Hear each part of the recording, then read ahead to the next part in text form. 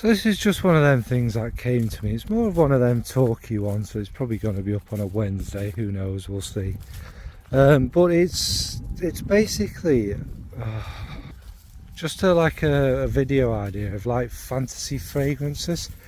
So it's like fragrances we kind of wish that they existed if we were some sort of you know, perfume director or actual perfumer or something, so, or some sort of billionaire who wanted these fragrances made and such like. I mean, any perfumers out there watching, please feel free to steal them, because it's, you know, I want to see these made. Again, I don't have enough knowledge. I'm not going to be, it's not going to be all technical. There'll be kind of notes and stuff, but you know, I don't know enough about it to know what makes certain smells and what, you know. And it's one of them I thought would be a great tag, except I do realise YouTuber people need views and stuff, and if you're not holding a shiny bottle and what have you in your hand, you're not going, you know, it's not a great tag for that reason. But yeah, it's pretty much all it is. And before I get into it, obviously it's important that we think about these things. Who would be the perfumers I'd use? Well, kind of a big celeb perfumer would be Miguel Matos, because I like everything he does. It's creative, it's different, it's out there. We all know how my mind works, and for someone to kind of get in there and understand what the hell's going on, he's a great one. Also Tanja from aprilaromatics, because of the way she uses naturals and stuff. Now imagining these perfumes that are created, money is no object, and hopefully she'll be able to kind of understand where I'm coming from and what these fragrances are about, where they're leading and such like. So that will be another one. And then possibly one of the most gifted, highly underrated perfumers I've ever smelt anything from is of course Elise, who's been married, so we'll just call her Elise, one way bridge lady. Just got a natural talent of, she brings things to life in New Zealand that and shares it with the rest of us in the world, and uses ingredients exquisitely well.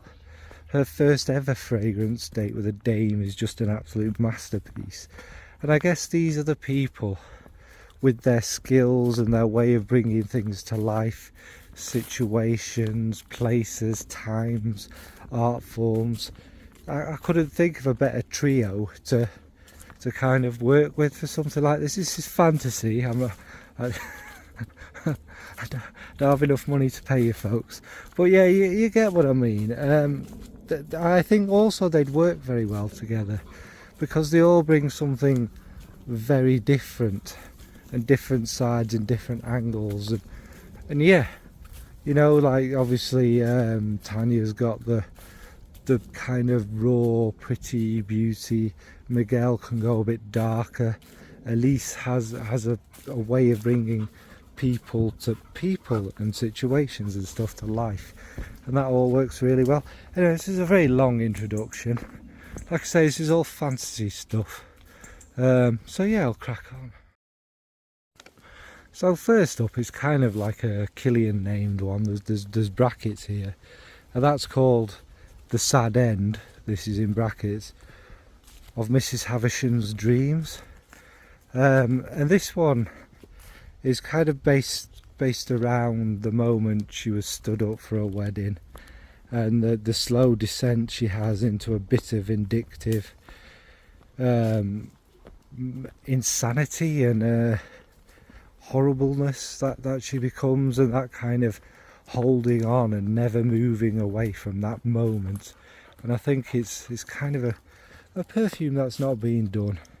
Anyway, what I'd have it kind of open up with, because I want to tell the whole story, is kind of a pretty sweet violets and sweet lilacs, and that kind of last just a few moments, because these are representing her that happy moment just before, just as it all cracks, and then kind of you want this next a burst of anger in there. So maybe like a touch of chili or something to really raise the heat of it. And then the taste of brandy that starts off quite sweet and comforting to a point to start to get more kind of astringent and bitter even. And then some huge purple plume of smoke as she sets the flowers and the gifts and everything alight. Obviously in my mind she's getting married in like a purple wedding dress as well, so it all represents that. All these burning purple flowers again that start off sweet and kind of it's pleasant, but then it gets kind of more acrid and that. And then as we move into the dry down, what the kind of musky Parma violet kind of feeling there, birch tar, castoreum.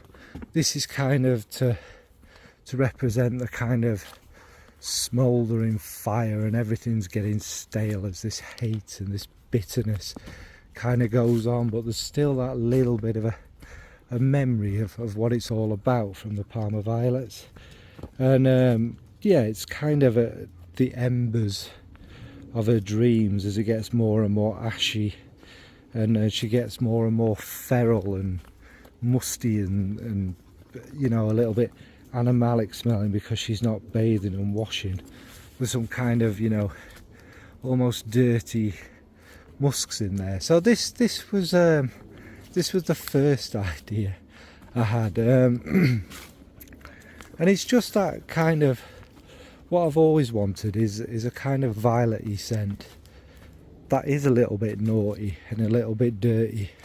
And I think the smoke and the ashes is something that would balance with that very lovely sweetness there. And again, to have little kind of naughty things in it, you know, things that you wouldn't normally put with such pretty powdery sweet flowers, I think would make it, yeah. So that's what did I call it again? The see, I do have notes. I'm prepared. The sad end of, in brackets, Mrs. Havisham's dreams. The next one I kind of thought of was kind of a more pretty one, a more, you know, I like my pretty soft florals and things like that. So I've called this one the Dance of the Daffodil and the Snowdrop. So quite obvious what this is about. This is kind of the trans season between spring and winter. Now in this country, spring doesn't start now till you push in May now. So you tend to get the flowers randomly coming through and that. This one is kind of, obviously a snowdrop is the kind of very end of winter, and a daffodil is what we call the kind of wonderful beginning of summer, isn't it? Spring, sorry. So how I'd have it kind of open is with a soft cool lemon and a sprinkle of orris. Now what I mean by orris is the kind of the cool kind of moving into, you know how iris is quite silvery and I find orris quite, I know it's all the same thing, but orris quite clay like and cool, that kind of feel there, with powdered sugar, soft powdered sugar, icing sugar as we call it I suppose, but not sweet. I just want this kind of delicate soft sprinkle like the snows, the last snows.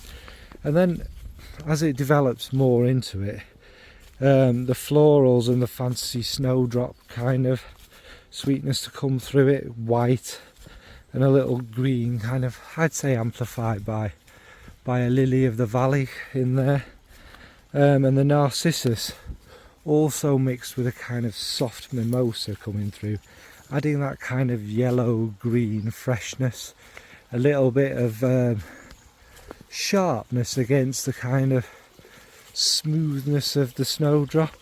you know, the bright kind of sunshine coming through, the cold fading away and that kind of thing.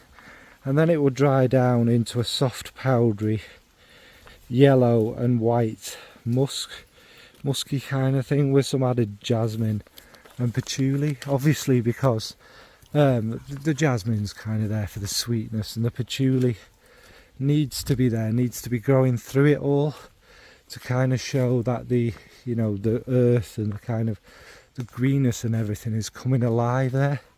And narcissus is a note that doesn't generally last all the way through it, so that's why we need the extra yellow notes and that there. I sound like I know what I'm talking about. I absolutely don't. I am not a perfumer. But yeah, I just thought this would be just a nice, kind of simple, easygoing, pretty one to bring alive that great moment when the death of winter starts to subside and you start getting new life growing through everywhere. So yeah, that's the dance of the snowdrop and the daffodil. Next we have one called the Heart of Lucifer, and this one obviously is to represent the beauty and soft kind of optimism of freedom and their own beauty as well, and their kind of radiance and guidance and almost to a point a sort of more human purity about them. You know, apparently God's favourite angel and such not, isn't it? And so I wanted it to be kind of a soft floral, and something, again, another soft floral, but that just something to kind of represent the beauty of humanity and the want to have free will and be free and to make mistakes and to live a life of pleasure and enjoyment and fulfillment, not at the cost of others. But I mean, why would we not want to do that?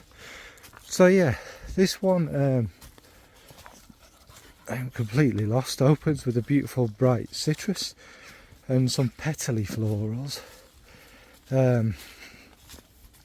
Also quite pastel, so you know, like kind of light powdery pinks and purples and whatnot. And the ylang ylang and the frangipani also come through with a kind of that gentle pink powdery rosiness there. But I wanted it to be representative of like a paradise, and you know, so that little bit of something tropical, no coconut or anything like that, but just the kind of, again, raw, pure beauty of an area. And then the main part wants to keep them bright florals with a touch of mango and blackcurrant and the rose growing. Now obviously the mango and the blackcurrant represent, I suppose, a kind of forbidden fruit side of it, and that want to experience sweet, beautiful things. And again, there'd be no shame in that kind of thing. So that's what they represent. And then in the base, again, another quite simple one, if you like. In the base, you're going to get some soft woodiness. It's going to be powdery and musky with a kind of warm sunset of amber. What I mean by that is I wanted to get just a little orangey in there, kind of the warmth of the end of a day in paradise kind of feeling. So yeah, it's not as dark as everyone may have thought it would be or anything like that, and it's kind of just a representation of the true side of the story of Lucifer, I guess. Was just somebody who wanted to be free and to experience love of other people and other things, and not just be told what to do and how to feel and to worship, you know, etc, etc. So yeah, that's the Heart of Lucifer. Next we have Sapphire Moon, and this is meant to be the kind of setting of the sun and the rising of the moon over a beautiful kind of lost Asian mysterious landscape you know, with them temples, lovely water, streams, lakes, and the kind of a soft blue hue from the moon all around, kind of bathing all the natural scenery and flowers and trees and everything in this. So this one's going to open with a warm orange and just a little touch of cloves, just to give that kind of, you know what I mean, that kind of, just that last bit of dusk, just as the sky's at its most red and warm and what have you. And then slowly coming through some greeny blueness of lilacs, hyacinth, wisteria, bluebells if someone could invent them, you know. And they're starting to get bluer and bluer, but cooler as well. And the main part is obviously the blue florals starting to linger all around, and a magical sweeter blue lotus coming through, because a lot of flowers, I don't know if lotuses do, but shut up, these bloom at night in my mind. And the little stillness of a fresh kind of aquatic stream or lake with these flowers on them, and maybe some blue water lilies. And it's going to have a little bit of aldehydes in there to represent the stars twinkling on the reflection of these water places with all these beautiful flowers growing around it. And obviously little hints of jasmine flowers, because again they are quite often bloom at night and stuff like that. And then I want it to dry down into a kind of warm woody vetiver, and the florals I want to have more of a dried feel, like they've spent all their night nectar and are kind of feeling a bit dry, but still scented, with a little bit of an iris and a powdery more violet there, as the sky starts to lighten up again as you go into the dry down. And finally, the she's pocket. Now she's kind of the Gaelic Scottish word for a fairy, but a more, not necessarily a particularly nice fairy. So it's kind of to represent the idea of a kind of inner soul of something darker and malevolent, from the kind of initial intrigue and wonder to the deep dark realization and horror of what's inside them. So I want it to open up with a pink and yellow sparkles, maybe, you know, like pink pepper, aldehydes, and a powdery mimosa. Oh look, that fairy's doing lots of little magic things. And then as it kind of goes on, I want it to have a dark growing molasses. Now I picked molasses particularly because I don't want it to smell too charred and too burnt, but a molasses has a kind of seductive sweetness, that treacliness, doesn't it? It's kind of alluring, but at the same time a bit dangerous. And some cloves in there again to add that little bit of naughtiness. And then like a blood red cherry, not too sharp, it's unwearable, but like a cherry dart, like some blood has been pierced out of you and your blood's a little bit cherry like and such like. Still with the fizz of the pink pepper representing, you know, the kind of pepper-ring, you know, the kind of magic-y stuff. And maybe a fancy note of belladonna as well, to give it that sense of danger, even though you're massively intrigued and wondrous of this little creature that looks completely harmless and whimsical. And then I want it to dry down with a dark greenness, some cypriol, some vetiver, some artemisia in there, still with a kind of hints of the cherry incense and little twinkles of the aldehydes and the sparkles there. But I want it to kind of just get darker and darker with that sweetness, right down into the dry down, with a kind of, what sort of musk I'd like in this is something like an ambrette, because as dangerous as this is, and as your realization that this this fairy, this she is quite malevolent, you're still going to be drawn to it and addicted and what have you, maybe from their magic or their kind of hypnotic skills and whatnot. So yeah, that's the she's pocket, or one that's kind of very me. I know there's not as much detail in all of these, but it is what it is. So yeah, I've been as brief as possible with this. They're only kind of ideas of things I wish kind of existed. And as we get more into this, we understand that sometimes the story or the name of a perfume does lead you down a path, but it's got to have something that pulls your nose down that path. It has to be related somehow, doesn't it? And obviously I have no idea how these things are created or how to make them go together or work, or if it's even doable.